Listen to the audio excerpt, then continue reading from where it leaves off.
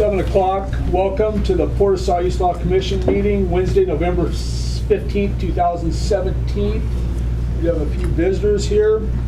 As far as call to order, all commissioners are present. Approval of the agenda. I do have one change on the agenda tonight. We are going to scratch number 10 under new business. The public contracting rules resolution will come to you next month. I did get a revision back from the attorney, but I did not realize that I had to special notice a public hearing.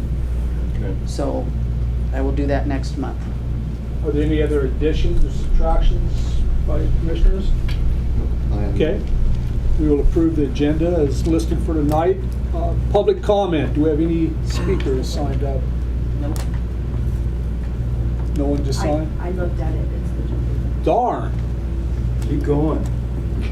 Approval of minutes by consent. Everybody have a chance to read the minutes from October 18th, 2017. Approved by consent. Approve. Approved. Approval of financials by consent. We will get a presentation from Manager McClure. Thank you. Bills paid for October were in the amount of $85,650.17.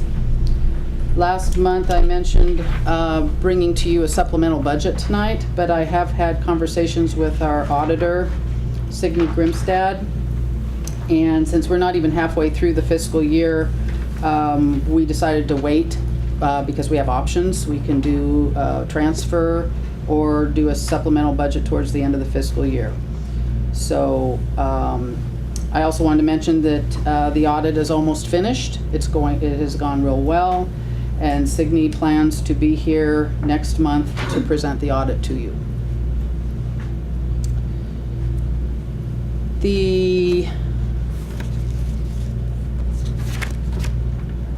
You have the balance sheet in front of you. And then we have the capital maintenance fund, profit and loss. There was a $3,700 expenditure that was actually made in early October, but it was made in the general fund because it was right at the end of the month and we had not transferred money in time, so we have put that in the capital maintenance fund because we did transfer the money, and so that was added as an October expenditure. That was, we budgeted $20,000 for the fire suppression system, and that was underneath Moe's. That was a phase 2 underneath Moe's. In order to, the company that does the work came back and said, for $3,700 more, we can complete the whole fire suppression system underneath Moe's, so we did add that. But there were no other expenditures in the capital maintenance fund. Moving on to the general fund, I don't have anything to point out for October. It was a fairly standard month. If you have any questions, I'd be happy to answer them. Year over year on the campground.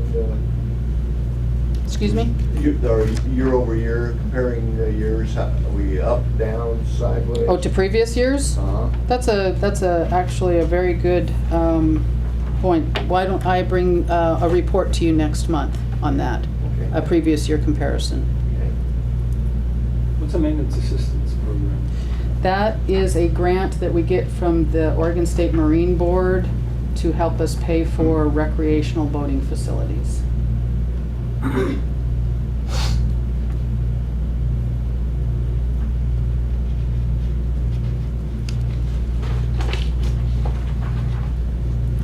You have questions, counselors?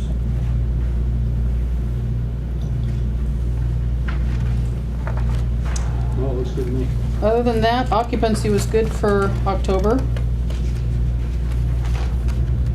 I can get the page.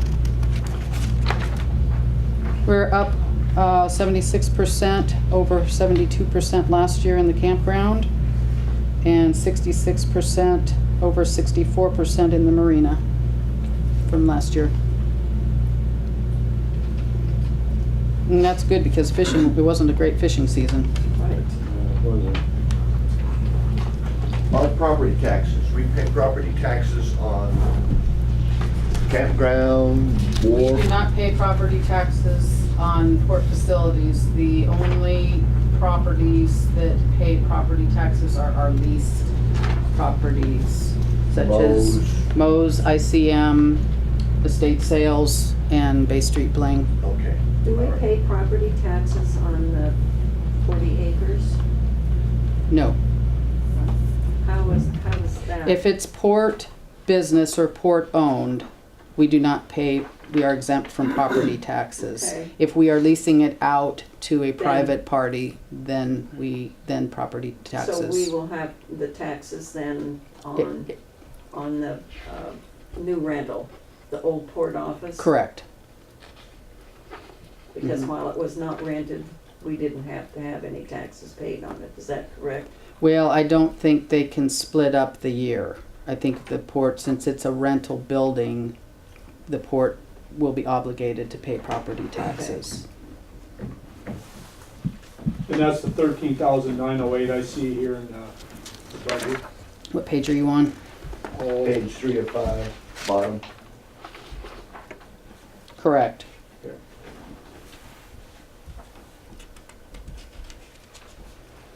Revenue-wise, the property tax revenue will be coming in very large amounts this month. So next month, when we review the November financials, you'll see a big increase there.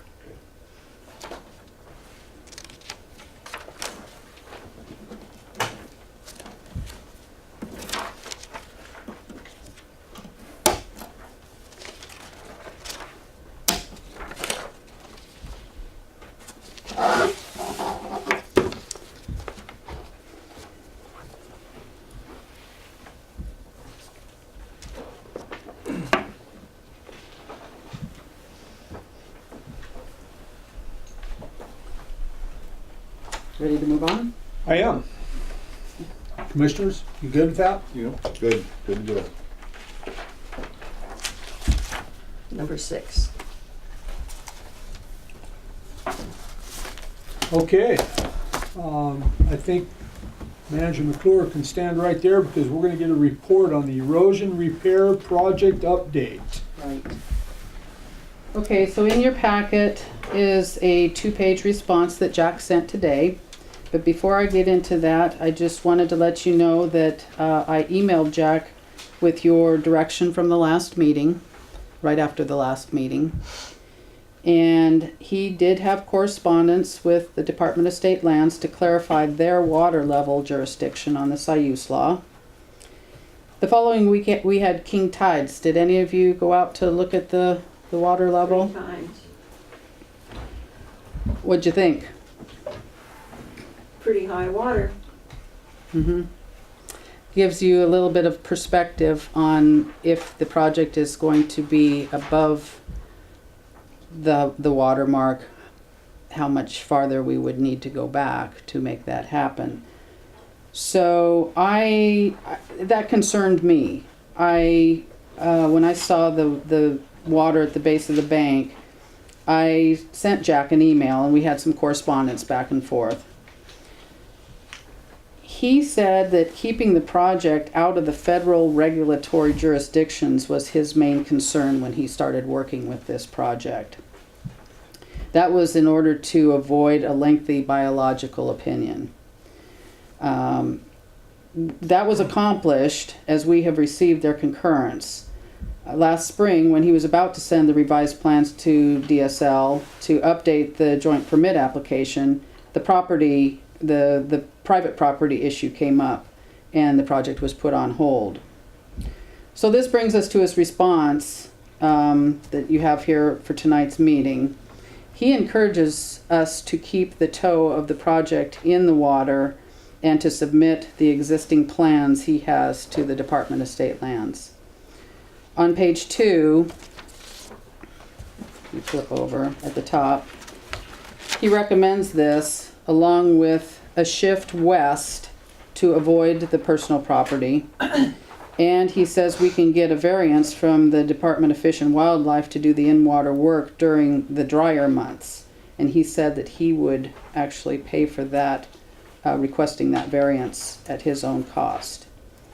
He also mentions in this document that if you still want him to redesign the project out of the water at his own cost, he will. Got a question. Dana, we were talking about dates, calendar dates today. And you indicated that we can do in-water work from November 1st November 1st. to February 15th. But just a moment ago, you mentioned dry months. Right. So if you read his, where is it? On page, towards the bottom, okay, in the middle of page 1, Okay. he says, now DSL will require, if you decide to keep the wall design where it is, that you work within the in-water work period unless you get a variance from ODF&W. The Siuslaw district is managed by Derek Wilson, who's in Newport. And then it says, I know that Derek would much rather have a project like this working in the drier seasons than in the winter because it's much easier to protect against erosion and turbidity during this kind of project. And I can tell you that he would very likely quickly grant that variance. Okay. Does that answer your question? So bottom line is, it looks like working in the water is doable and not a monumental bureaucratic task to get that. Well, usually working in the water, DSL says you need to do it during November 1st to February 15th. This says that in certain projects there can be a variance to Okay. that. Yeah, what I'm concerned about, and I think we need to concur with Jack about working in the water. When I went out and looked at the King Tide, and I'm going to use my book here as an illustration, the tide itself was right at the toe of the slope. Came right at the toe of the slope, and that was like the 7.8 foot mark. So if we're going to try to keep the toe of our riprap 3 feet above it, I can't see how you can do it. You got the bottom of your riprap has got to be at or below the toe of that slope. You're a dirt man, Terry. I've been preaching that since the inception of this project. Okay, yeah, it's And, done. and it took your little illustration there. That's what I should have done before. Well, that's the old physics teacher learns how to do that. We're doing nothing but it's a grandiose landscape plan is all we're doing. Okay, so For someone that told us for a year now that the water's eroding, but now anything we're building is out of the water. So we aren't doing anything to stop the reason we started out to do. okay, so we can check off that we need to be in the water in order for the project to make any sense. Now, my second concern. So what you're saying is we don't need to be in the water. No, I'm saying we do need to be in the water. The project's got the toe of the riprap. The bottom of the riprap has got to sit on something. It can't sit on a dirt shelf 3 feet above our present toe and then just start eroding away and collapsing. It's got to be down at the toe. And let me go back to another statement. Why even have a toe there? Because there's nothing there for it to set on.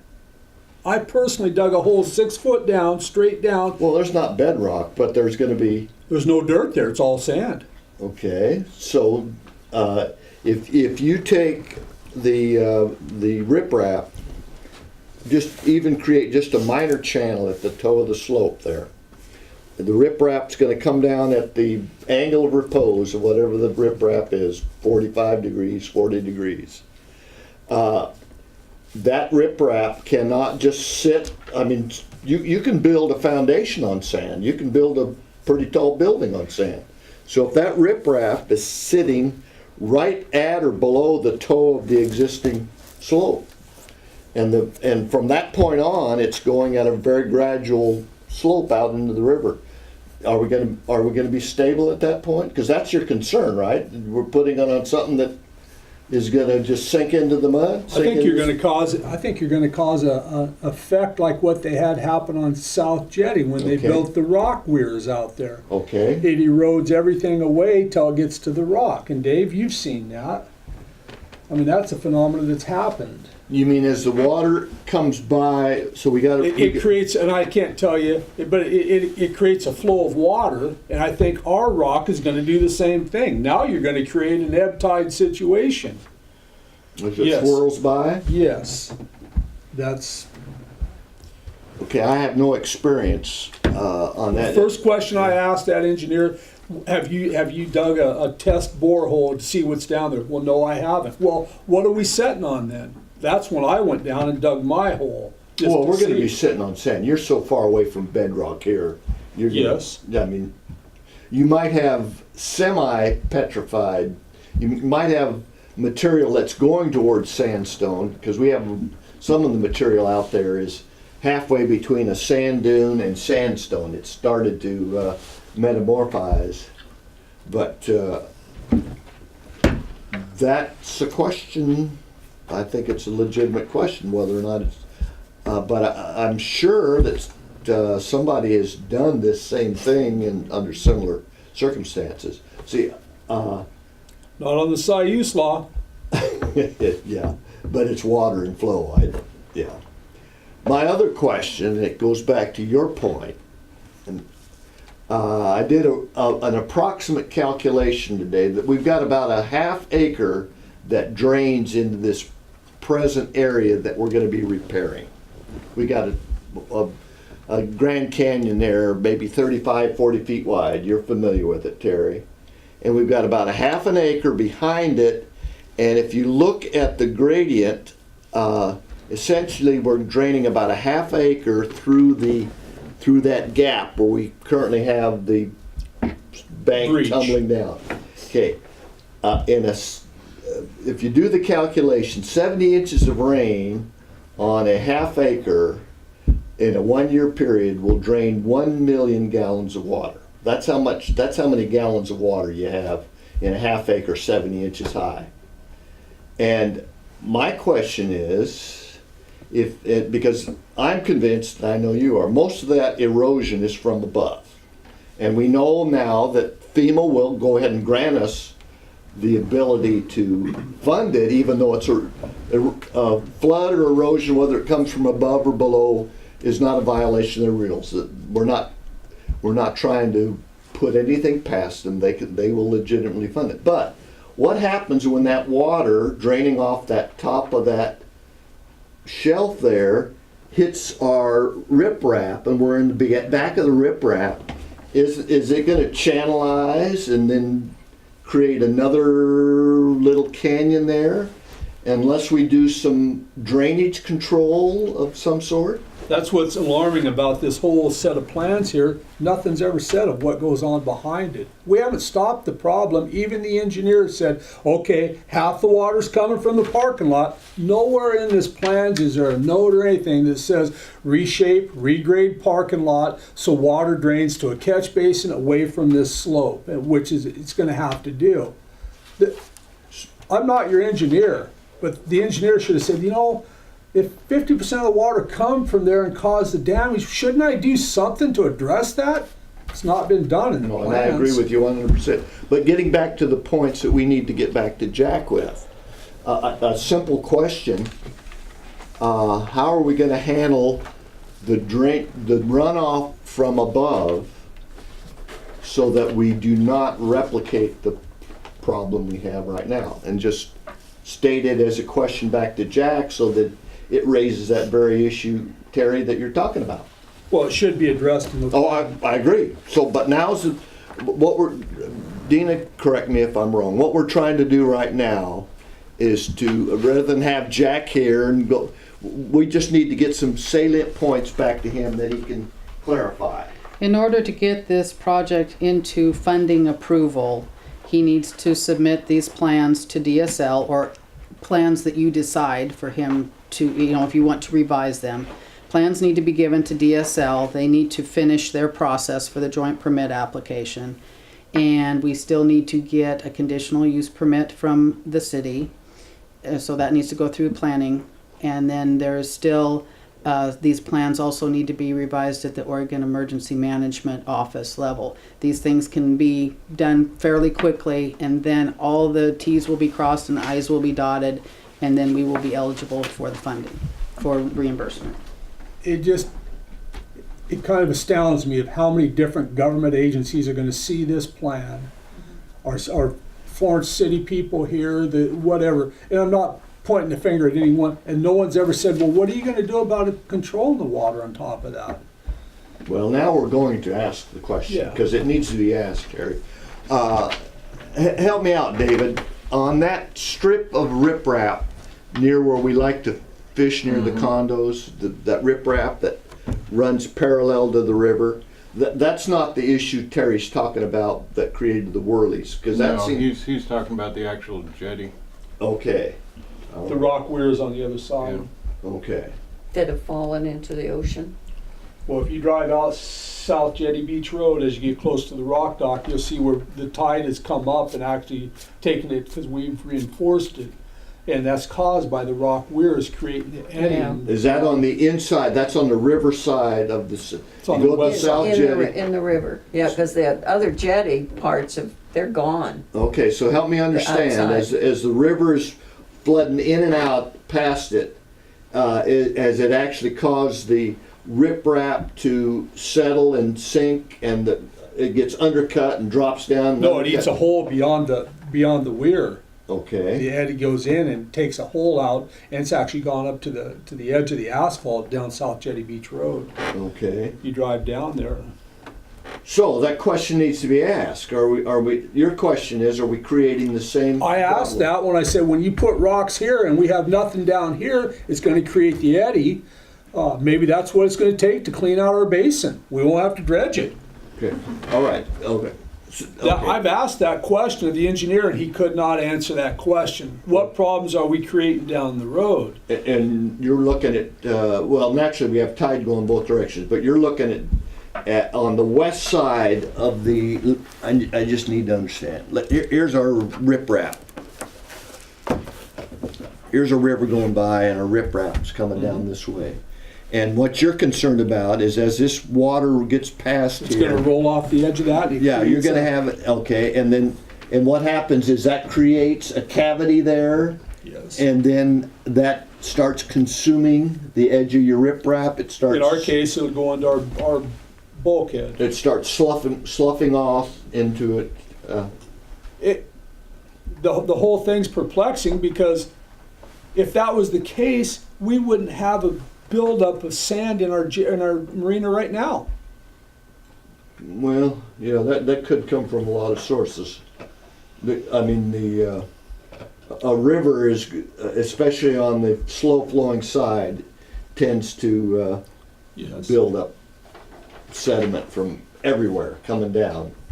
Then how do you use the argument that erosion's taking the bank away if it's not even taking the sand out of our? I'm not going to argue with you because I think that erosion's totally from above. Okay, thank you.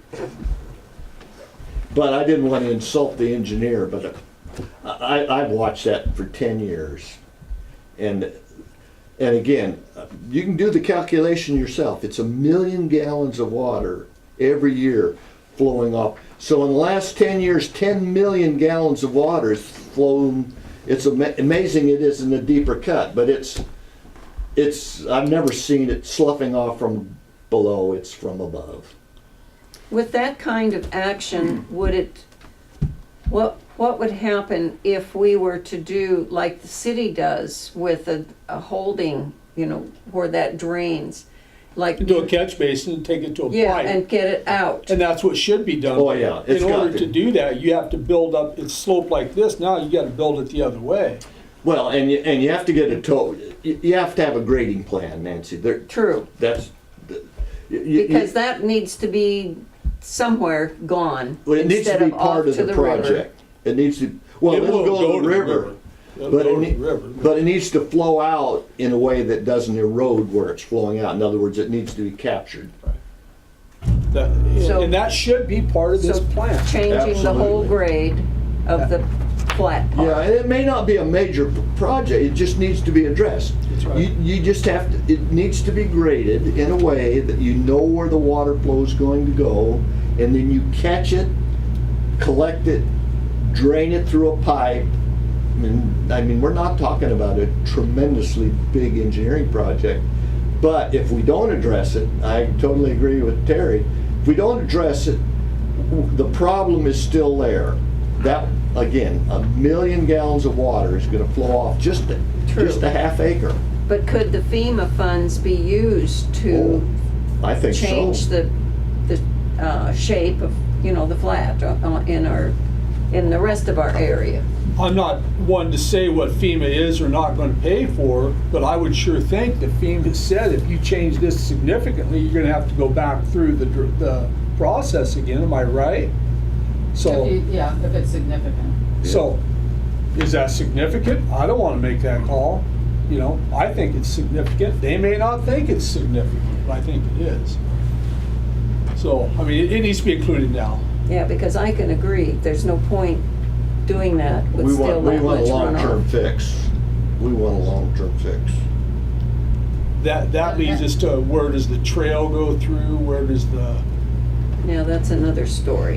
Yeah, Well, but we the city worry we about can that. slay that dragon when it comes along. Right now, I really think, whether you call it a landscape plan or not, long-term, we need to address that whole bank there, because that bank is steeper than the natural angle of repose of the soil here. So it's gonna slough off one place or another, and this will give us a 100-year fix.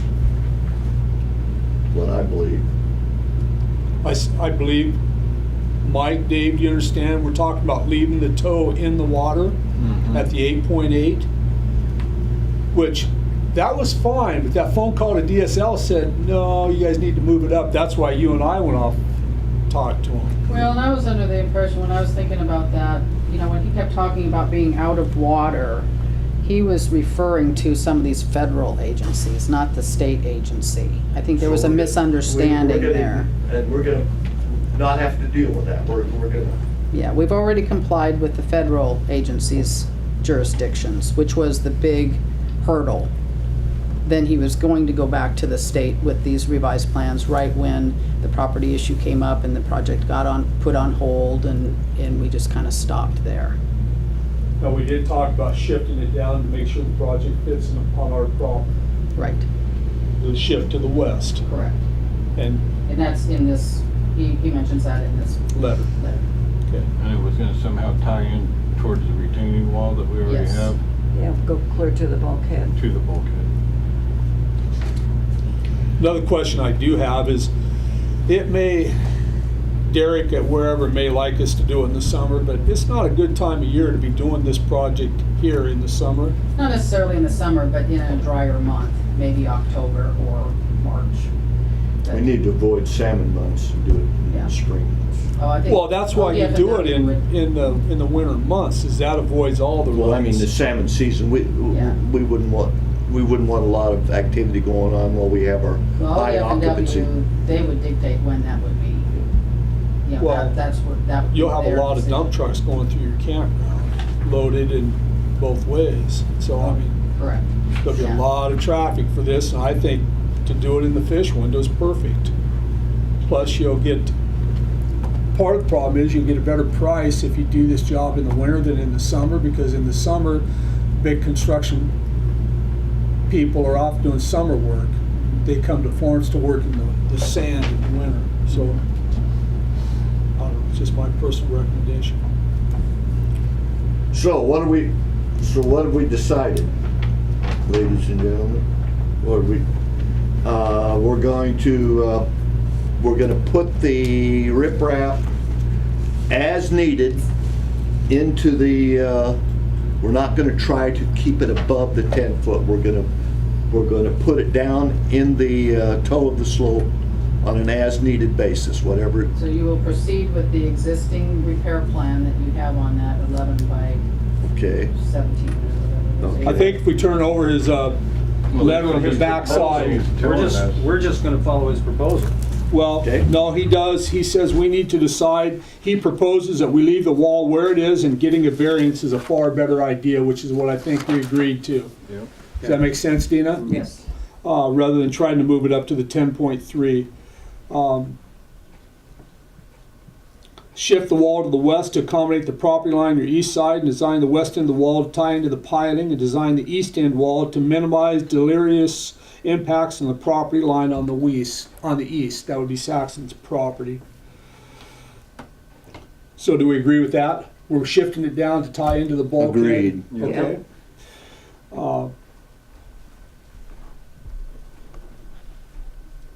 I disagree with the drier weather. I think we need to do that in the winter time here. But we can save that debate for another time, right? Yeah? Okay.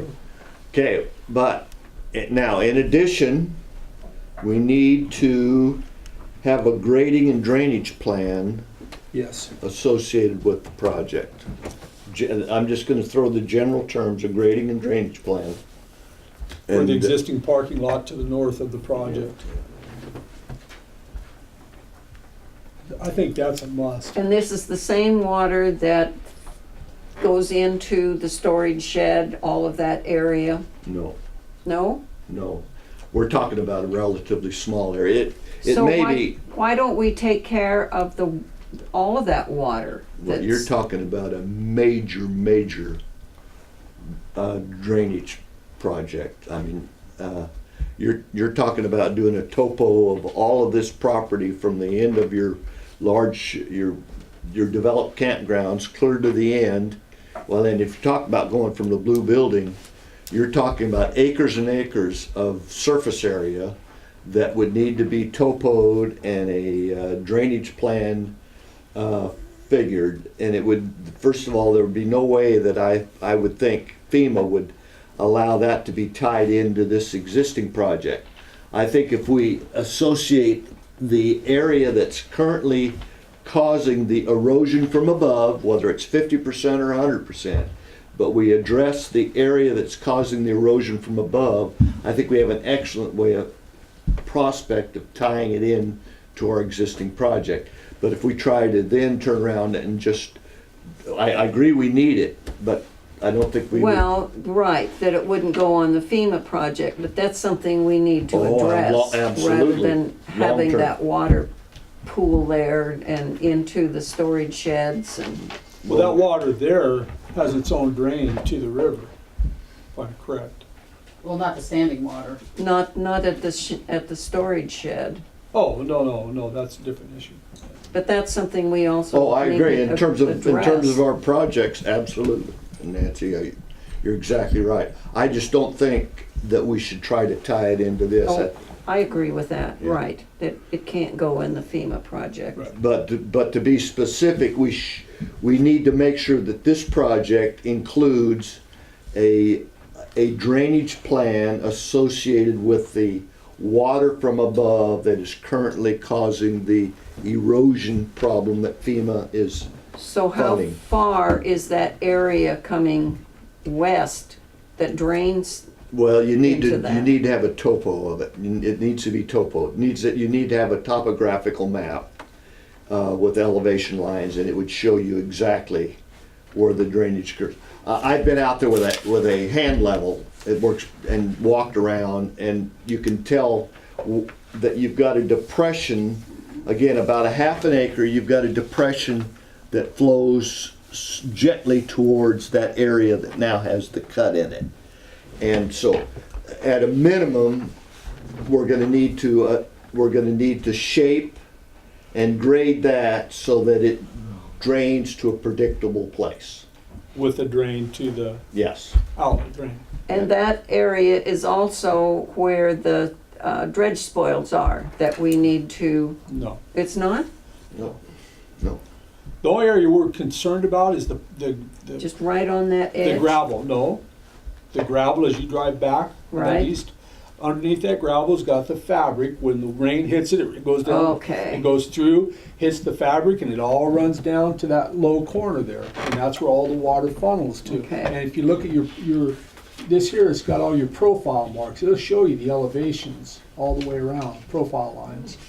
And you can see it dips in there right where the breach is. Yeah, Well, yeah, right I've where been our out there Grand where Canyon that, is. Yeah, where the That canyon is, is yeah. there, it dips in, it shows you on the profile line there. But that's what we're concerned about is this gravel parking lot to the north of the proposed project. They're gonna have to raise that elevation to meet the existing riprap, and that's something that should be addressed, so we know that FEMA covers it. okay, And that's all we wanna do, is to make sure that FEMA knows we got a problem, you guys are on the hook for it, and they say, yes, good, we're good to go. okay. I think we got a fighting chance.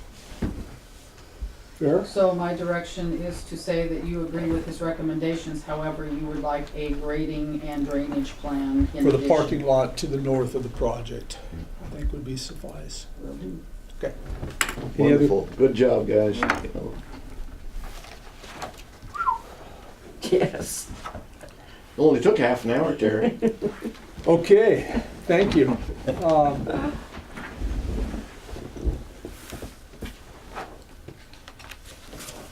Boy, approve revisions to the port manager's job description recruitment. This is by the board. This stems from a work session we had an hour prior to the meeting tonight that was open to the public, where we revised the description of the port manager. We didn't describe her, no, The the, future, Job the description. future job description. yeah, we didn't revise our description of Dina, yes, that's, Okay, we revised our description of someone like Dina. yeah, okay. That is And Do great. we it's need a gonna be- motion? No, it's gonna be delayed till next And month. we're not ready to move on that. We're not ready to move on You it made because, revisions, which I will type up and bring back to you at Next meeting. next month's meeting for your vote And we of don't need an approval. action item on that, we just. Correct. Okay. Do you want to talk about The the recruitment. recruitment? yes ma'am, we do. I think you have a, Well, there's a job announcement in your packet. I don't know if Okay. that really addresses, at the bottom of it, it says finalists for this position will be required to submit a PowerPoint presentation, complete a skill assessment, and an interview. Do you want to change that at all? eliminate that. Me too. I don't want a PowerPoint, it's a drag. Yeah. I mean, we don't need the bells and whistles, we need to get down to the nitty gritty. I don't care They're if he finding knows how to people use a pay more PowerPoint or attention not. without PowerPoints than. Yeah. Just complete a skill assessment and an interview. What would, if you want a skill assessment, what, can you be more specific on what you would want on that? In the past, Didn't we have one already? we did not have one I don't think we did a skill assessment. I think this is an old version here. I know we did a skill assessment when Bob Forsyth was hired. And that was, we presented a scenario, some type of scenario. And he went in a back room and typed, and we asked him to type up a response letter to like a state agency. And so it was just kind of how did he respond to us as a particular scenario in writing? Would that That's be a necessary requirement? that's not necessary. This is Yeah. all up to what you Yeah. as a board want to do in the interview process of the next port manager. Because I think with all of the things that we've gone through on what we're asking of a port manager to do or to have abilities to do, some of these, I mean, something like that's just a little redundant. Well, how do you, somebody brand new to you that you've never met before comes into the room that you're going to interview. So you're going to be asking this person lots of different questions. Do you want to learn more about their skill set by presenting a scenario for them to respond to? Or do you want to just rely on the questions, the interview questions?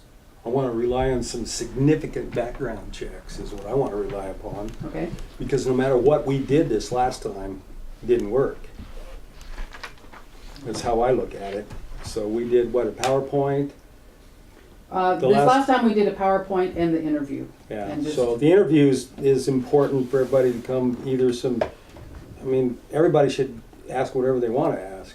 I mean, Well, what's, what's I important. think we were restricted from doing that the last one I've We been had to. to, You have to Ask use them the all the same same set of questions. questions for Yes. each applicant. Well, that's fine, we can all submit questions, and you can type them up and give them all the same, give them to them all. I don't have a Right. problem with that, and that makes sense, Yeah. sure. I think the last line should say finalists for this position shall be required to complete an interview. I mean, just leave it like Right, that. Right. And then prior to that, you can create whatever questions you want to ask for Yes, that. ma'am. So cross off the PowerPoint and cross off the skill assessment. And heavy on the background check.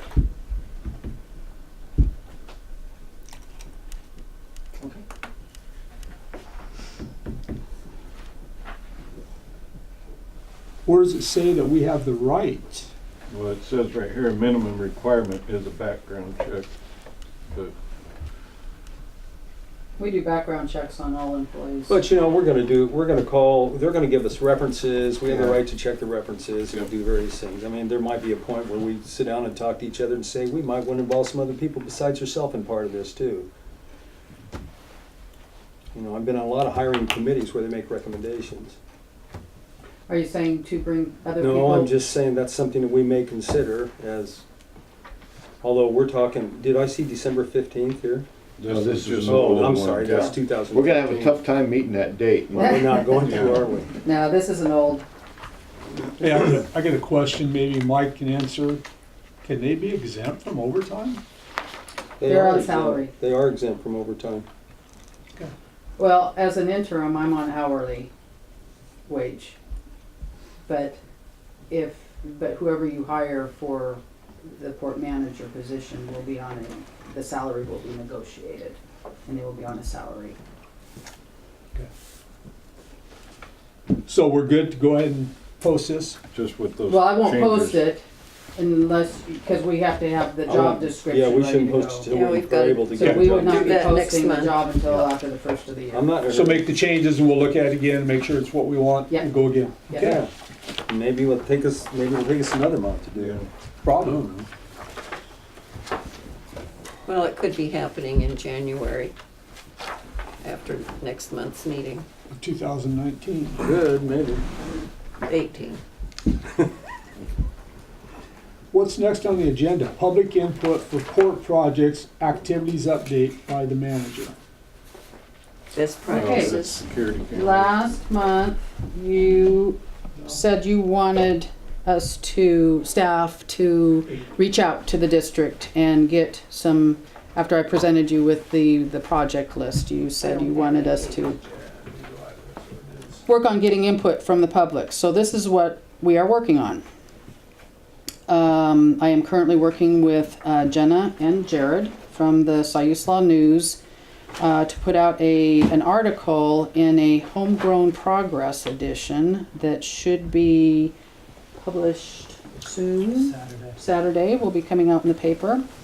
We are, the article's going to focus on 4 issues. What people are interested in: campground improvements, marina improvements, feedback regarding the Siuslaw Estuary Trail, and what activities people would like to see the port offer, such as sailing classes or clamming. You had brought up some ideas there. So what we're trying to do is get the word out that we want public input.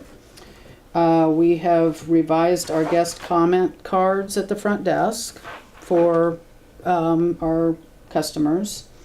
We are reviewing online guest reviews. Everyone who stays here, when they leave, they get an email and it says, "How did you like the Port of Siuslaw?" And there's a list of questions. So we've got an electronic database. And I've had one of the ladies who works the weekends, Joyce, has gone back and given me a really nice report, and I'll share that with you next month, of input. What did they like? What did they not like? What improvements would they like to see? Kelly is also looking into ways to reach out to the district communities for input, like she shared with you in the work session.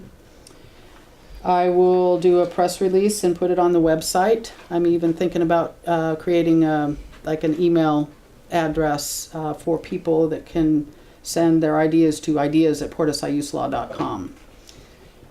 And I would like to, and we've talked about this a few months ago, create some kind of meetings, like monthly meetings, where the public can come in and be not necessarily an advisory group, but an input group. Might turn into an advisory group. I'm not quite sure how we're going to facilitate that, but I would like to have the first meeting 2 weeks from tonight on November 29th at 5 o'clock. Get the word out in the public and have people come in and just share some input. Doesn't have to be a commission meeting. I mean, if some of you commission... That could be the watershed meeting. The 29th? That they're the last Wednesday. There is none? It's gonna be December 5th, I think. Oh, okay.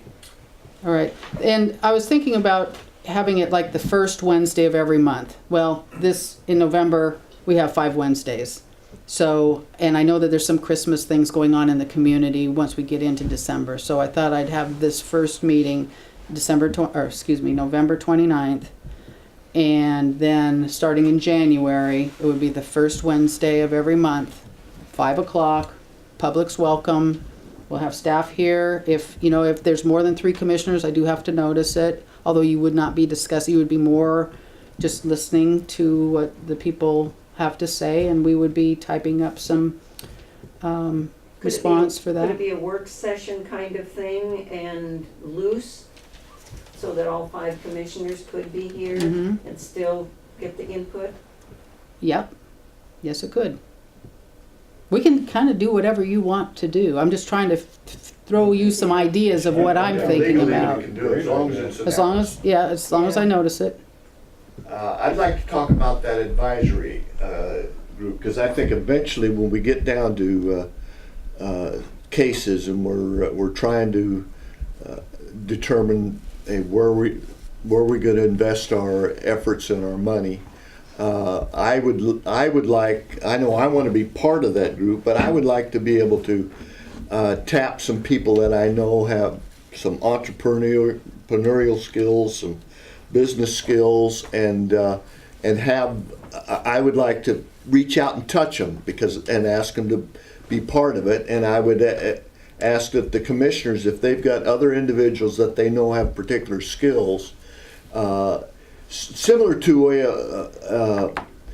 a budget committee is organized, where a commissioner has, and I don't know about this budget committee, how it's organized, but generally, when I worked in the school district, every board member would tap somebody that they knew had some skills to be part of the budgeting process. Well, if we do the same thing with this process, again, we're get the input like you're talking about, and hopefully we get lots of ideas coming in. But eventually, we've got to make some skillful decisions on what improvements we have to do to the campground, how we're going to fund them, what the return on investment is with some hard-nosed look at it, what kind of infrastructure we have to put in, what that's going to cost us, but what we might be able to do with our campground rates. Anyway, so I would like to see an advisory committee where each commissioner can reach out and touch somebody that they personally know have some skills to bring to the task. Food for thought. Would that limit the meeting instead of having an open with anybody who wants to come in here? Well, and it would be an open meeting. I see this as 2 phases. I see this initial phase that she's talking about, and maybe this initial phase runs for a couple of months. Okay. But eventually, we're going to have to get down to determining, Okay. and that's where I say, let's bring a selected advisory group to work with the commissioners, put some separate eyes on it besides the commissioners' eyes, and determine the path we're going to take. So I see it as 2 phases. Dina, you Well, I understand? was thinking about that as I was trying to create this idea. Is this going to be a bunch of people who don't like this rule or want to see this or want this or, you know, I mean, how can We're you not gonna get- facilitate a constructive feedback in certain directions without it just being Free for all. yeah, right. So, but you kind of almost have to have a free-for-all to begin start with No. to start channeling Come on, this. come on, let's get the inputs. Right. So would you like me to schedule that as a work session and all of you be at this first initial meeting so we can try to channel it in that direction? And we can all bring a friend. I'd like everybody to be That here. would be great. Yeah, and again, I'm not saying we start the advisory committee. I think we need to start the input Input, process that yeah. you've talked about. I hope I'm clear there. Right. 'Cause- okay.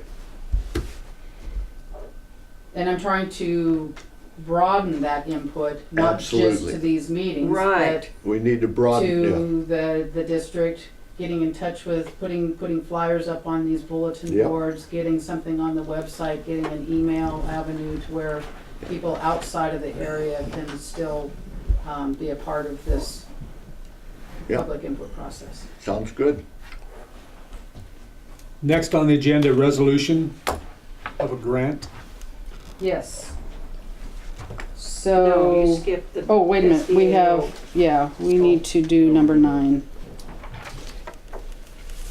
So, Fine, review the 2017 SDAO best practice. right, so this this is just going to be a review for you. Every year, SDAO puts out a list of things that they want all the districts to, like a survey. And if you comply with these, there's 5 main things here. If you comply with them, each one carries a weight of 2%. So if you complete all 5, you get a 10% credit on your insurance. So the first one is they want us to be an affiliate member of one of the following associations, and we are a member of the Oregon Public Ports Association. And then there's a checklist, which is coming. Online training, number 3, is something that we are doing now with staff. And number 4 is having a discrimination, workplace harassment, or cybersecurity policy, which we do have in our employee handbook. And also, then number 5 is special districts training or board practices assessment. And Commissioner Meyer attended in August. You went to that special districts board training. Yep, very, very helpful. And we also, Commissioner Rickard and Kelly and I went to a condensed training just last week before, 2 weeks ago, up in Toledo. We went to that, there was George Dunkel came and did a condensed board training there, and that was a good refresher. So I can go through these next 6 pages, but a lot of it is just, you know, like I said, I checked number 7, Oregon Public Ports. That it just listed all the organizations. The other, yes, number 18 is yes, we have the workplace harassment policy. And then there's a section for employment practices. We do have a written hiring process. We require background checks. We review our job application forms and procedures. Number 22, I did not check that because we do not have a semi-annual review of our district personnel policies. And we should schedule that as an annual review. So I will be putting that on the agenda probably after the first of the year and try to target that every year, the same month. We've updated job descriptions. We do performance evaluations.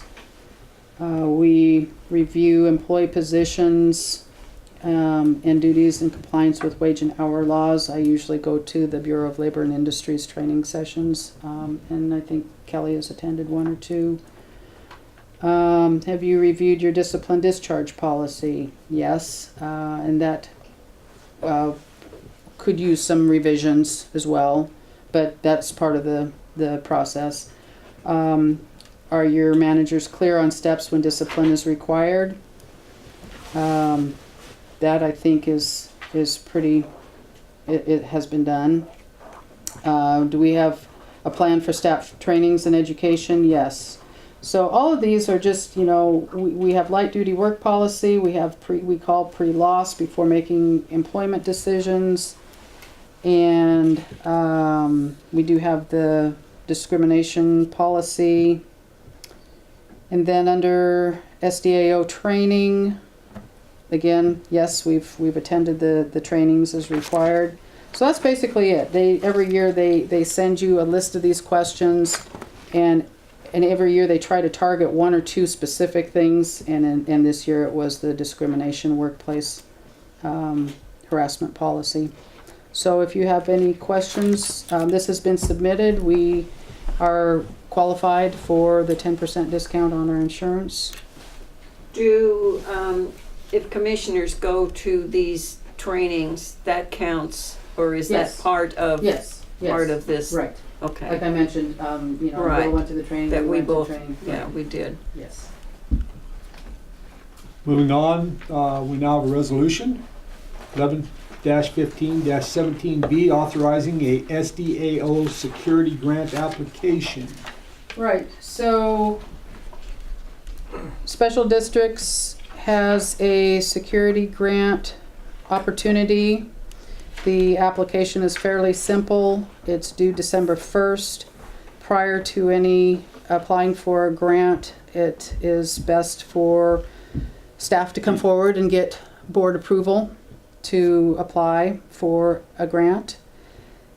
What I had originally wanted to do with this, and I'd kind of like your feedback here.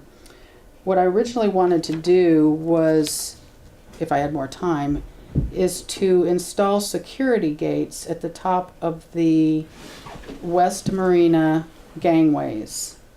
But I knew that was going to create some dialogue. There may be some reason. I'd kind of like the board's opinion of doing that, because it would create an appearance on the boardwalk of gates, but I would say that they would be open from dawn to dusk, 7 days a week. But with our increasing liveaboard population, and there has been a huge evidence of nighttime activity down on those docks. There was even a motorcycle down there one night, believe it or not. And there's just a lot of nighttime activity. And if we're going to encourage marina customers and liveaboards, I believe we need some additional security down there. agree. But I didn't want to, since this grant was due December 1st, I didn't really have time to get your feedback and then scramble to get quotes. So I'm going to set that idea off to the side. So that's not what I'm applying for in this grant. I just wanted to take this opportunity to get your feedback and see if you think that's a good idea for down the road. I do. Yeah, and I think we need to make it, I like your idea of making sure that it's open during the daylight hours. And I think if that word is widely circulated and widely understood, that for the most part we won't get too many complaints. But I really like to keep that port and that facility open to the public. I mean, they pay their taxes, and I'd like to see them get some utilization out of it. But I also think we need to Eliminate mischief. the nighttime mischief. So I strongly support the concept. I have a question. How many liveaboards do you have currently? 8? 7 or 8? Is it possible to put them on one isolated finger? Like, I don't think you'd get. I don't know. I'm We're gonna get asking. more though. Yeah, you could, but I think that there would be pushback on that. They like their particular spots in the marina. Well, I was gonna say you could offer them security at the dock level.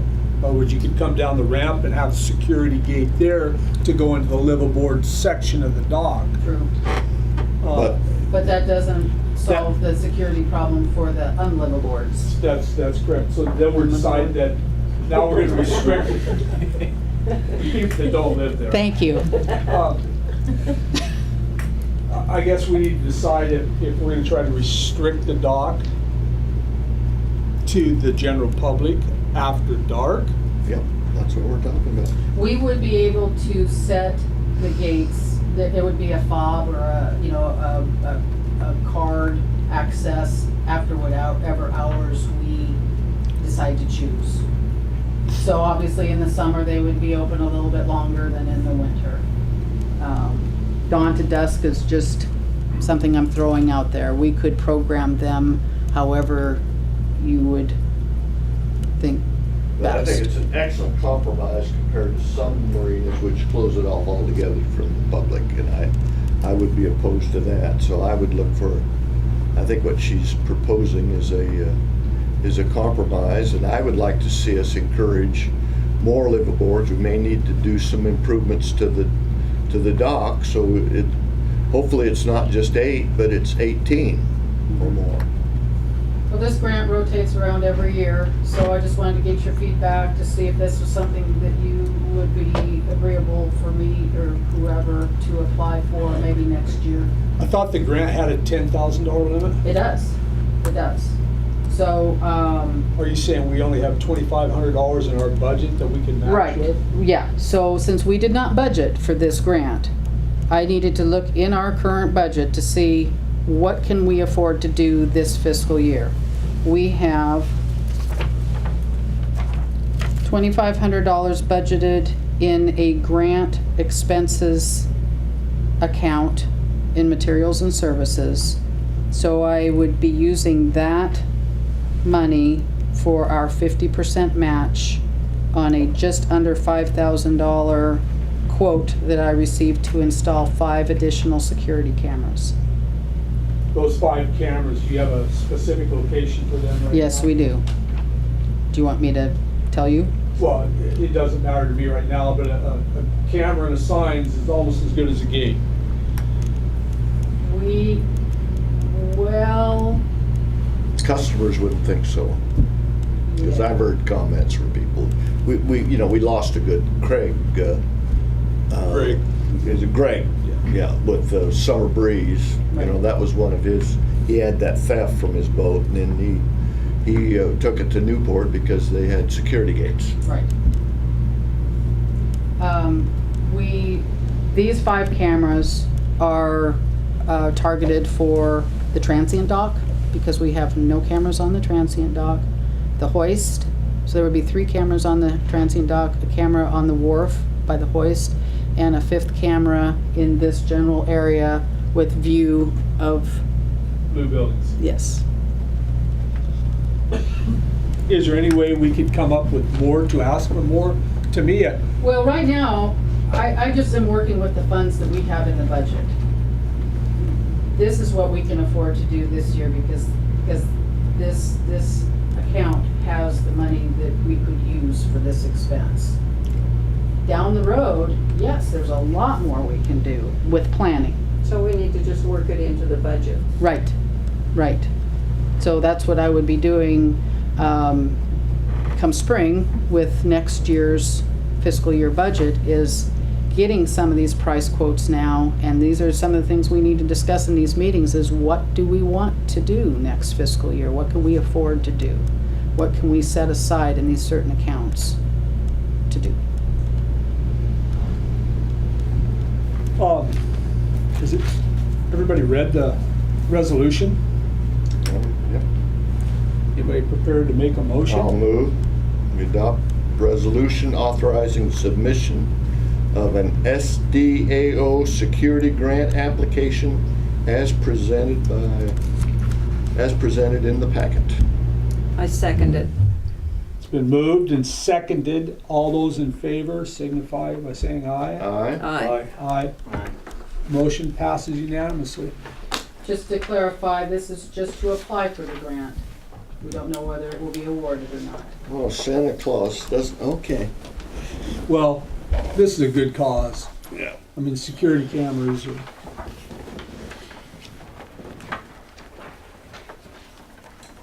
It's at the end. we're getting close, Nancy. Nope, because it's manager and commissioner reports.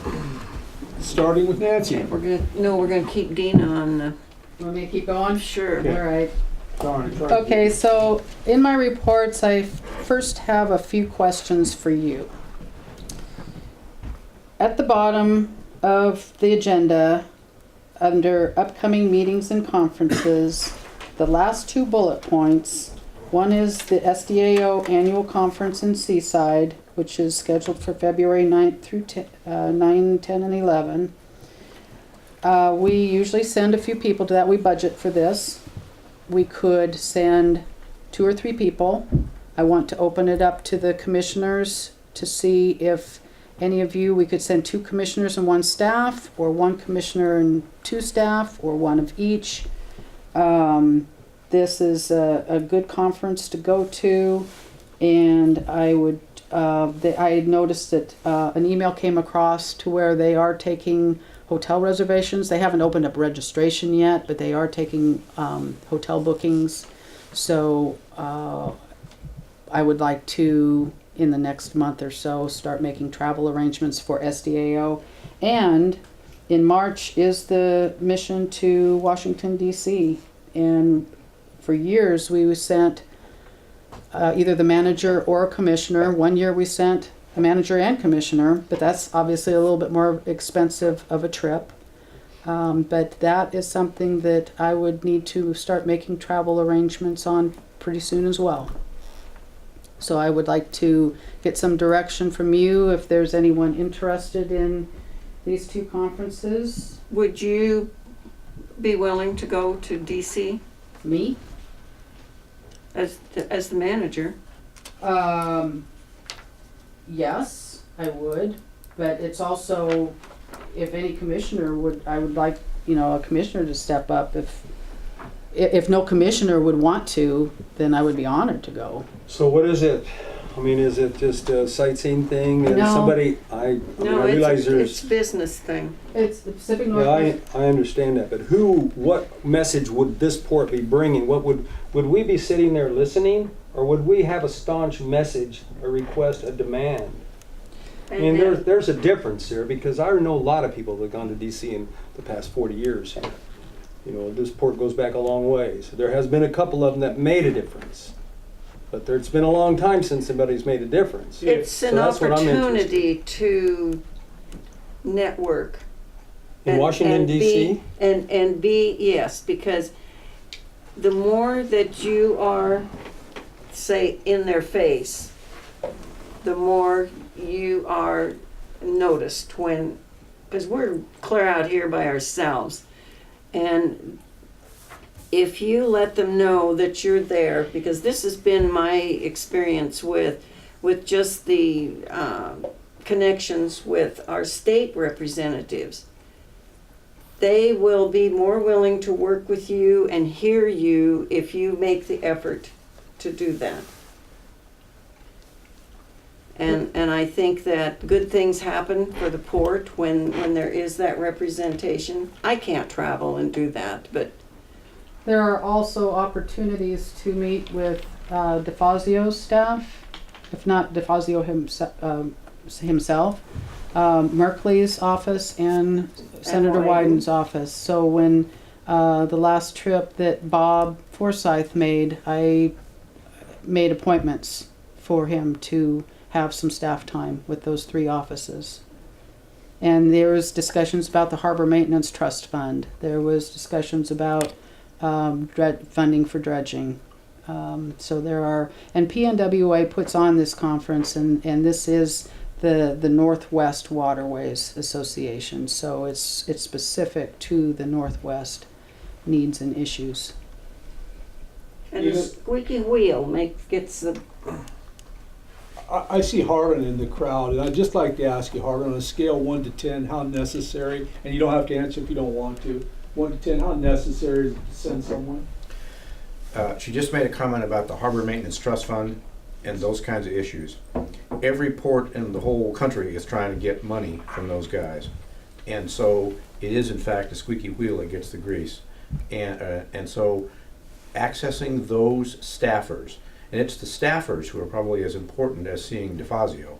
If you can, and I connected with those staffers when I first started making this noise. And that's key, because they don't know us from third base. They couldn't find you, Florence on a map, But if you go back there and say, this is what we're doing, this is why we need it, this is what's happening in our port, they remember that. And you got a connection, you got an email, you can stay with that. So my personal opinion would be it's a 9 on a scale of 1 to 10. This is critical to a port like ours, my opinion. Thank you. That answered my question. My question personally, I think it is necessary we send someone back there. Is there any commissioners that are volunteering to go? No, I'm not. Thank you, but I'm not going to attend. Mike? No, I'm not ready. I'm not knowledgeable enough to present the port's case. I think this here would take, No. whoever would like to go is gonna take about 3 days briefing. First person I'd call would be Wilbur Turnick. How many times has that old boy been there? I mean, he's gonna have some insight and some stories that are gonna help you, I think. We also have a lot of good contacts with PNWA that are very agreeable to consult Okay. and get up to date on federal legislation and issues. And we know what our issues are. Well, part of it's gonna be sitting at the workshop, and you're gonna develop some questions as you're sitting there at the workshop, is how does this pertain to us? I'm coaching you, Nancy. Right. And So this, when you go, now, this is what Dina and I did when we went to Salem and met with a group there. It's people that you meet again and again on some of these things, and they're a little more interested in Florence because they know us, and it's a thing that it is important. I agree. I am a horrid traveler, or I would go. You start driving now, drive all the way. Well, and that's why I'm bringing it up now, is because Yeah. it will take some preparation. It will. Bill, do you have any interest? I'm on Mike's position. Right now, I'm not up to speed enough to know what I would be asking for and what I'd be presenting. Maybe a year from now, I would be interested, but I think it would be a waste of money for me to do it. I think Dina would probably be the best use of the funds, is the way I view it. What about Dina and Kelly? I don't know that we need 2 individuals from the port. I think she would need to get up to speed. I just worry about spending that much money. I'm a tightwad with public funds as well as my own funds, and I would have to be convinced you would need 2. Unless there's 2 meetings going on at the same. It's a big thing, and there are a lot of contacts, a lot of opportunity for contacts. So you wanted me to go there by myself? No, you and Dina, you're the chair. Well, you said, I think we were talking, we only have money for one person to go. And Commissioner Caputo went, so he would be a good resource to And he talk would to. be. Yeah, because he was Yeah, there. because he went with Bob that first year. Yeah. So I would support Dina going. But Dina, to answer one of your questions, the SDAO in February, I would be interested in attending that. Would any other commissioner like to go to that? There's a possibility I may. Okay. What, do you have to check the fishing calendar? No limit there. All right. I don't need a definite decision tonight. I just kind of wanted to get a discussion going and a feel for it. And that one in Seaside is 3 days? Yes.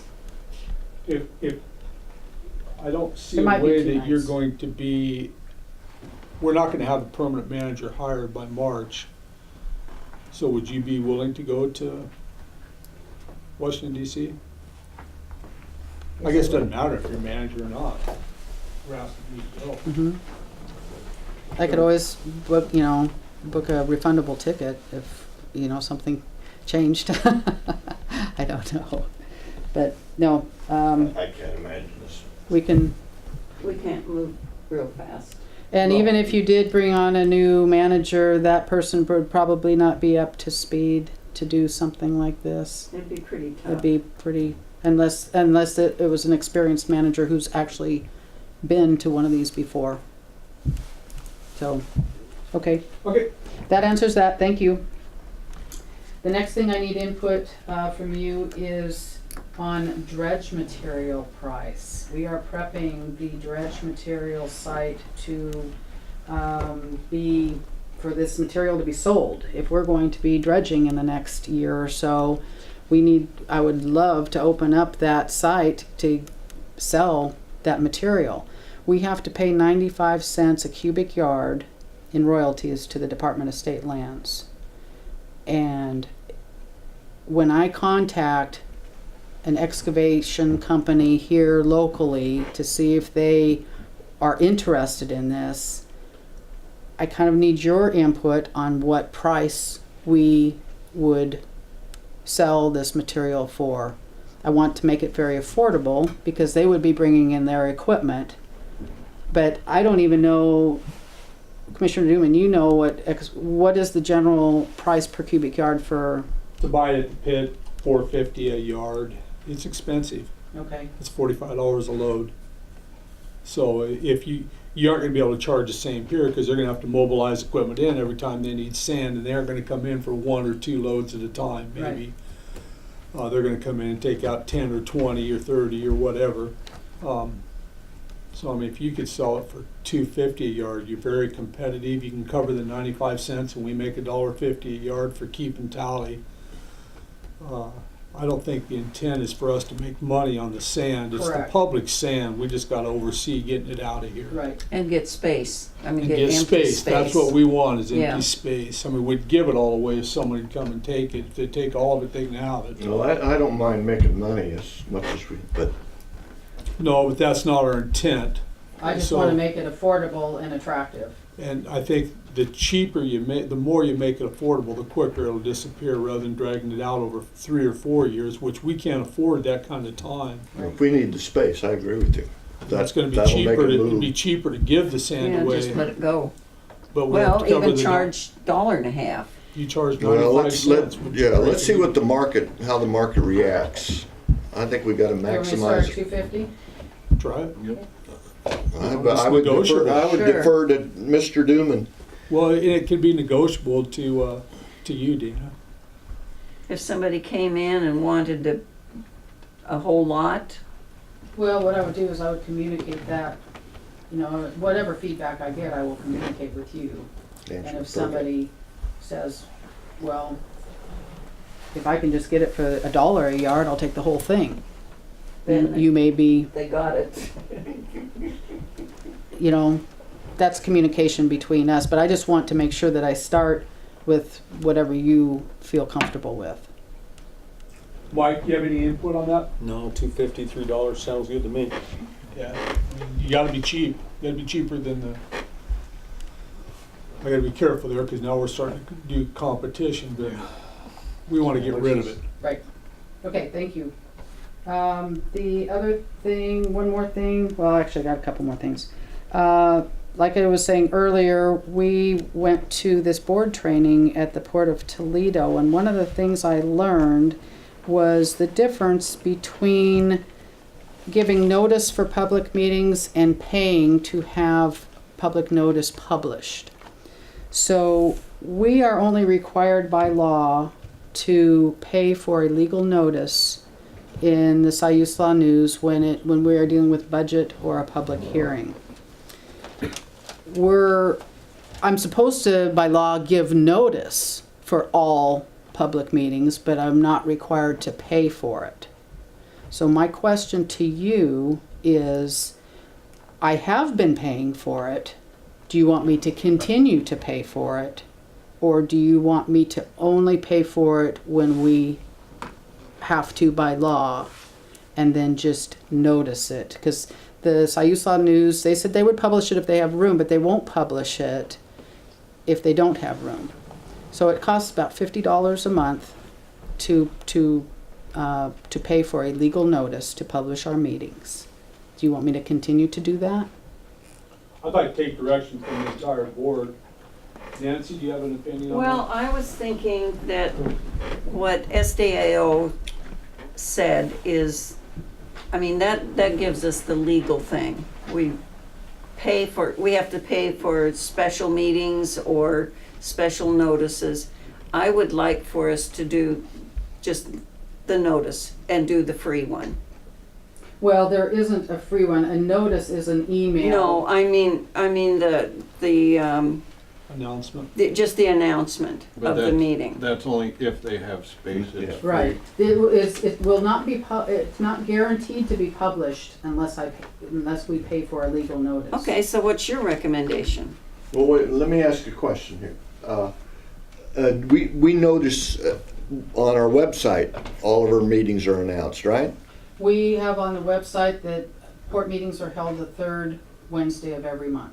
Okay, is that, when we notice to the newspaper, do we give a full agenda, or is it just essentially that notice that you're talking about Well, there? when I send out a meeting notice, I send it out to the newspaper, to the radio, to some city officials, Okay. I have a, And we have a list. what kind of details do you send out to them? Well, let me cut right to the chase. Do we provide the same details on our website as you do to the paid notice? No. Can't- Well, I take that back. We do post the agenda in a separate area on the website. Nice and prominent so that it's. Not front page. A front page says meetings are held the third Wednesday of every month. Okay. But every month we send, I've been paying for these legal notices, so this meeting is in the legal notice section every single month. Again, I don't have to do that, Well, but it's being, some people recommend that we do that because it doesn't really cost that much and it's there. But I'm just coming to you because I learned that there was a difference and I want your input on whether you think that if I should continue to pay for legal notices or just send an email out with the agenda and give the proper public meeting notice without it being published. well, I don't have any objection to paying each month, but I would like to see us begin a practice of, when you first drop into the splash page of the Website? yeah, when you home drop into the home page or the splash page, whatever you want, the initial page, that it prominently displays exactly what this notice is, and then as the years go by, we can evaluate the option, because next year I may say, well, let's no longer let's stop paying the $50 a month, because I mean, my apologies to the newspaper and the newspaper reporter here. The world's going digital, and there's less and less trees killed every year for print media. It's people that are really interested are gonna go to a home page or a spot on the, and what I would like to see there, and it doesn't have to be next month. I don't know how difficult it is, who creates your web page, but to have prominently on the first page all the meeting notices that would normally go out to the, those are my 2 cents. Well, after reflections, I sat here, my 2 cents is, if it's costing us 50 now, let's spend more and expand on it. We can use all the publicity we can get, good publicity. Oh, yeah, well, I was gonna qualify that. Maybe we could add they already do a clamming, fishing, and we could have an expert guide give his opinion in one of our reports or something. I mean, That's a thought, okay.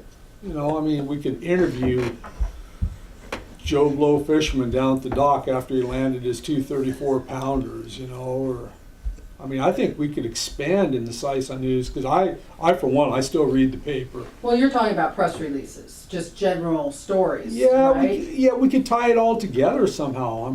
Well, Well, by law, I have to, you know, I have to Notice. do a public meeting notice for, But in that notice, it can say, you know, we've done, we're gonna do this, this, this, and this, and, well, and I try to do that, but I try And- to and, keep yeah, it right. condensed in the legal notice because it is costing us money.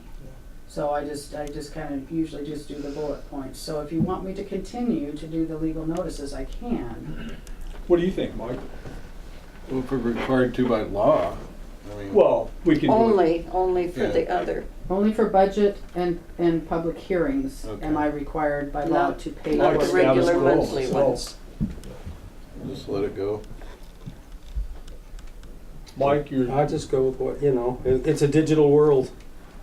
Sorry, that's the way it is. A lot of people, I mean, it's just the way it is. It's $50, it's $50. We do it when we have to. If you want to spend the $50 for some other type of advertisement, that you know, it's not just a meeting notice. I mean, if we want to put, I'd rather spend the $50 advertising the Port of Siuslaw in a different way than I would telling them about Bingo, the meeting. Mike, I That's agree how with I'd you. rather do it.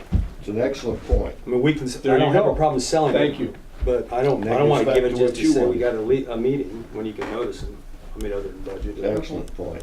So what I'm hearing is do not pay for the legal notices unless we are required by law to pay for the legal Yeah, notices. just Yes. those. Okay. But take that budget Let's don't item, drop it. Right. but take that budget item and promote the port in some manner or fashion. The next thing I have on my list is that we have ideas for re-landscaping Mariners Plaza, which is the landscaping area down at the west end of the boardwalk. There's been a lot of times I've been approached where people say, oh, does the city own this? And it's like I think there's a misconception that the city owns the boardwalk and the parking lot. And no, it's the port, but there's nothing out there that says that the Port of Siuslaw owns that.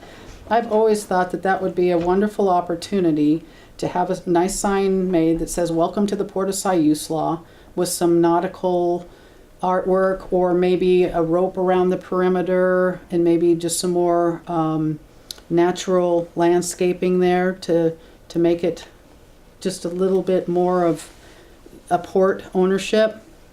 My question to you is that we have this artwork, this three-sided artwork piece that's on this cement pedestal. The Board of Commissioners 2 years ago voted to have that piece put in, and that was a wonderful opportunity for the Florence Regional Arts Alliance to get artwork started in the community. There are opportunities coming up with Revision Florence and so on for artwork to be placed around town. My question to you is, would you like to see that piece stay? Or would you like to see that piece maybe relocate to another beautiful venue where people can appreciate it and we do something a little different in that plaza area? What were those manager description rules? I think they cover that. Says the manager has full control. Well, I would. You're asking this five is- different people to rearrange your port. No. I'm asking you how you feel, even though you weren't the board. You were. Some of We you were. were here We when were. we had that art. It's a question of the artwork, and I've met with Harlan, and there would be a process to move that piece of art to a different location, and we are not going to even touch it. You know, we wouldn't even go there unless you were in agreement that we could do something different there with some signage or some different artwork or a prop or something nautical. You know, I mean, I realize that that artwork is very Siuslaw River Bridge, you know, Where's the related. anchor at there? There is no anchor. It's right over. It's right over here. The right here in anchor. front of the blue building, Okay, isn't there another anchor over there? There's a great. Oh, there's the big anchor right by ICM Yeah. entrance. Yeah, but Right, That's not what you're talking about? No, I'm No, talking about the it's- flower bed. It's where Okay. the art is. I think we need a sign there that says port, so that everything east of that is port. What was Harlan's recommendation? I mean, or. Well, there really was no recommendation. Okay, He and I or- just discussed the process of moving that artwork to a different location. Different because- location on port property? Not or in the necessarily, city, it's in the or- Somewhere in city, the city. somewhere else in the Oh, city. oh. To where, because if you have that piece of artwork and you add a sign and you do Yeah. some, it's a little too busy. Too It's much. too small of an area to have both. Would it offend our artist, if we were to change where it's located? If I can respond, is that okay? As a technical matter, FRA actually owns that piece. And we had to do that because there was money that was given by Bob Forsyth as well as a grant. And that had to go to a 501c3. So that's why FRA technically owns it.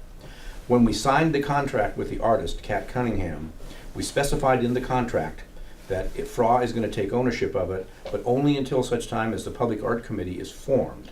At that time, it will be given to the Public Art Committee. And at that point, if you give the Public Art Committee, of which I'm now chairman too, is that we could put that anywhere we want. But the reason for this discussion is, there's a process where we could get FRA to approve it and Public Art can take it, but then it can go anywhere if you want to keep it. And that, if you recall, that the design of that piece was specifically nautical, and that was by design because it's on the port property. So we can do whatever we want, take the process to do it, but we can, and the artist has no control because the artist has signed a contract that says, okay, we've paid you money and you've given up all rights. Okay, so technically she doesn't have any rights in this.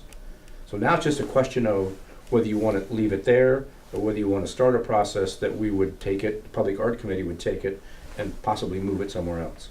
Or we could, you may ask the question, could it stay on port property? It could do that too. It could go anywhere. Was that clear or was that too much BS on my It part? was clear, but No, I why think is that- this an issue? I just Is there a desire to move it by the Public Art Committee? No, I would like Oh, to have okay. a sign. I would like to have a welcome to Port of Siuslaw sign in that location. I think that would look really nice. And it would give everybody, they would know that the Port of Siuslaw owns the boardwalk in that parking lot. It's just always been something I've thought would be cool. But when you're looking at it, it's a little busy. I mean, we could probably do both. We could leave that artwork there. I just wanted to throw this out just to get your input. We don't have to decide tonight. Nope. Cool. Okay.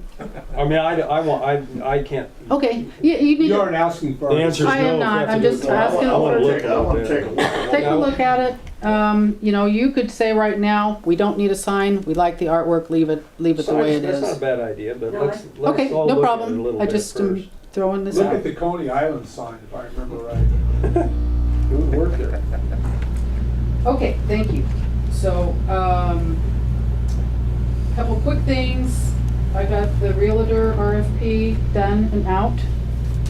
I believe we sent it to, how many, Kelly? 7 or 8? There was like 8 of them. 8 realtors. When were we asking for responses? We will have responses by the end of the month, I believe, and you will be next month at the December meeting. I would like to have them do a presentation for you at the work session. So we would be devoting the work session next month to the realtors. And Have you got any then, responses yet? no, we just sent it out last week. We're also getting RFPs out for repairs to the Mo's building. And that's kind of a big project, and that is going to require prevailing wage, so we're having to word the RFPs accordingly. And then Jason and I met with Romero and the contractor today to start discussing the repairs to the ICM building.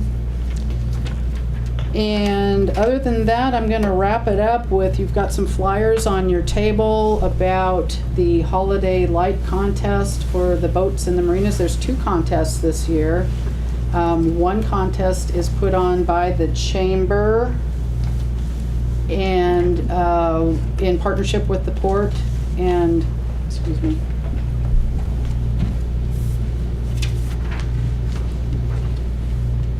Port of Siuslaw, Breen Marine, and Florence Chamber are sponsoring the light contest that will be judged on Saturday, November 25th. That's going to be the day of all the lighting down here on Old Town. So that is one contest for the boats. And Can I ask who's Green Marine? They're up just past Weimar now. Oh, Just, you know, where the. Halsey's where the- old place? Yeah, well, I think it's where Wendell Wheeler used to be, his old place there. Oh. It's in the same place as houses. So there are, the chamber has been contacted by some boat owners, some smaller sport boats that are gonna be participating in this, and they will be contacting us and getting some slips at no charge for that night, and so that's gonna be a lot of what this contest is. But we are also doing the port is doing the second annual boat lighting contest for our resident boats, which is the second contest. And last year, the winner received a $100 gift certificate at Moe's. And this year, we're going to buy a $100 gift certificate at ICM, which will go to the first place. And that will be judged on December 22nd by 2 Coast Guard members. 2? 2. Not 3. You also have a flyer on the table with the Sayusla Vision 2025 is holding a meeting on December 7th in the morning at the Sayusla Public Library. And so if any of you There's are- 2 of them that day. Right, and that there's a Ford Institute meeting following that. And that is all I have. Any questions? Thank you. We'll start with Commissioner Rickard. Do you have anything to report? Well, mine is short. I went to the State of the Coast thing with Dina, and we were able to hear Caddy McEwen and Arnie Roblin. Let me see. November 6th was a city council meeting, and I went to Lane Act meeting, and that's it. Good job. He's got a report for today's. Nancy's, it's getting late, so I'm gonna make, I went to the Oregon ODEA meeting and Repeat that? ODEA, Oregon Economic Development Association, a couple of weeks ago, and concentrated on methods of funding for various projects that I hope we can incorporate when we start into our planning phase. And then today, and I'm going to do we went to the LCDC meeting. This was one of their, what they say, there's 6 or 4 they hold around. I guess every other month they hold one around This the is a state. 3-day one that they're doing here. Here in Florence. And the highlights, in terms of their local presentation, they talked about the tsunami and the inundation map on this tsunami, and naturally they showed pictures of coastal towns, including Florence, and what our map looks like. And then they spent a great deal of time on what ocean level rise would represent. And I appreciate the fact that they didn't do it in an alarmist way. Too many people think that the ocean rising is going to be a big old wave that comes in here and sweeps us away. But essentially the numbers are this. In the last 150 years, the ocean has risen 8 inches. However, they predict in the next 80 years, the over and under is as high as 6 feet and as low as 1.5 feet. But the average they figure is about a little over 3 feet, or a centimeter a year, about as thick as your thumbnail or your fingernail. That's, again, we've had 8 inches in the last 150 years, but in the next 80 years, they figure it's going to go up 3 feet, best guess. They talked about what impact it would have on all of the cities along the coast. They showed a map of Florence. We're in pretty good shape from what I saw. The critical area would be flooding on 126. There would be certain areas of Old Town was going to be in pretty good shape. There were certain areas in Old Town that that may be affected. But the bottom line is, you got 80 years. The prediction is a centimeter a year. So I think we have time to react before we drown.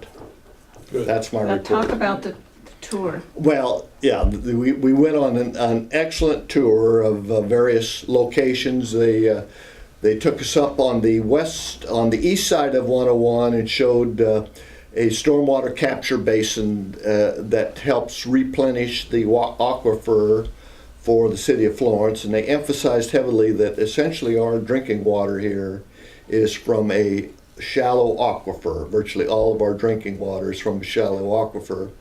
Then after they showed us that, they took us over to, what's the name of our big resort? Driftwood Shores. Driftwood Shores. And while we were there, and I didn't realize this, they talked about the aquifer on the west side of 101 and the area that is now currently outside the city limits and the effect that the septic tanks are having on the aquifer on the west side of the highway. And essentially right now there are, in some cases, E. coli and other cases, inundations from even caffeine in the water. Right now that aquifer would probably not be acceptable as a water source until the septic tanks are essentially eliminated on the, and that would occur as the urban growth boundary and as the city moves out. But that was a fact that I was not totally aware of. Nancy, other important points they mentioned relative to that? Well, there mostly was watching the what do you call it, the condition of the water. Yeah, the because contaminants in the that- water. Yeah, Yeah. and then people's resistance to being annexed, which, you know, I can understand because it's expensive. Yeah. City having to move out and do that, but to make the whole area safer Yeah. eventually, because how long can this situation continue? Yeah. Where- And they're continually picking up additional people that are tying into the city sewer system. So the long-range plan, and how soon it's going to happen, who knows, but the long-range plan is to have that area incorporated into the city sewer system, and then that will make that aquifer available as a drinking source. Fortunately, that's none of our problems. Let the city of Florence decide how they're gonna do it. Yeah. Anyway, Mike? it was very interesting. Nothing up the river. Dave, no fishing? No fishing. Public comments? We've been sitting there long enough. Megan? You have to sign No. everything, thank you. It sounded like you guys were raising some important concerns about your engineering, and it doesn't sound, I kind of did a real quick glance at Jack Aiken's qualifications, and it sounds like maybe it would be wise to have a hydrologist evaluate some of what you guys were discussing before you make the final decision. I would think that a competent engineer would consult the hydrologist in his drawings. But you're raising concerns that maybe that didn't happen. Yeah, Yeah, quite possible. thank you. Okay, with that, I think we'll conclude the We meeting. done enough? Thank you. Done. Mike?